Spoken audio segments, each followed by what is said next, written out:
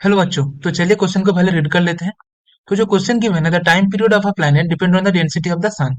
यहाँ पे एक चीज है, देखिए कि जो ये जो पॉइंट है यहाँ पे एक आपको point fill in the blanks है यहाँ पे जो आपको नहीं दिख रहा है।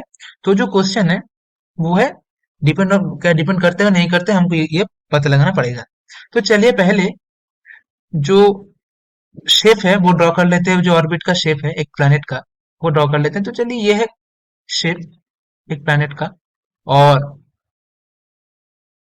ये है हमारा खूबसूरत सा सन, और यहाँ पे है हमारा प्यारा धरती, और इसका जो वेलोसिटी है वो है v। और ये जो सन है इसका पॉइंट से यहाँ पे जो डिस्टेंस है वो है लेट से स्मॉल आर, और सन का जो मास है वो है कैपिटल एम, और अर्थ का जो मास है वो है स्मॉल एम, और यहाँ पे जो वेलोसिटी है वो है स्मॉल v। तो चलिए जो इसके वजह से है, तो ये जो अर्थ सन के चारों ओर घूम रहा है, जो सन और अर्थ है इन दोनों में एक ग्रेविटेशनल फोर्स लगेगा। वो क्या है, उसका वैल्यू है F is equal to G capital M small m divided by R square. ये होगा फाइन।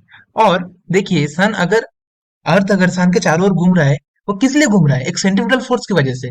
और ये सेंट्रीपिटल फोर्स कौन दे रहा है, ये ग्रेविटेशनल फोर्स दे रहा है। तो जो सेंट्रीपिटल फोर्स है वो है M V square divided by R. और ये किसके बराबर होता है, वो बराबर क्या किसके होता है, ये ग्रेविटेशनल फोर्स के बराबर होता है। तो M V square divided by R is equal to G capital M small m divided by R square. Fine.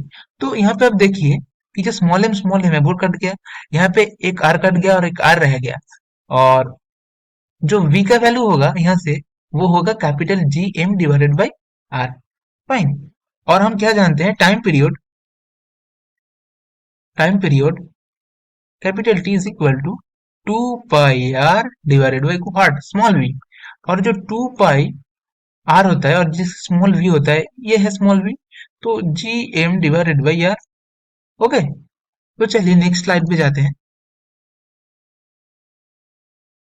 जो टी का वैल्यू है वो क्या है, 2 pi divided by root over G M into are.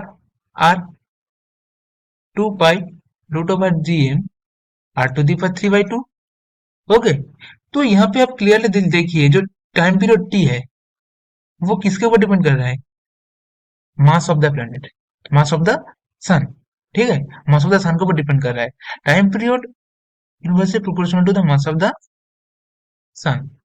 सो जो डेंसिटी है उसके ऊपर डिपेंड कर रहा है, नहीं डिपेंड कर रहा है।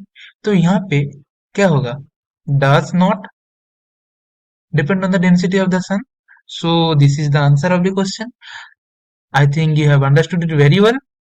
Thank you. Best of luck.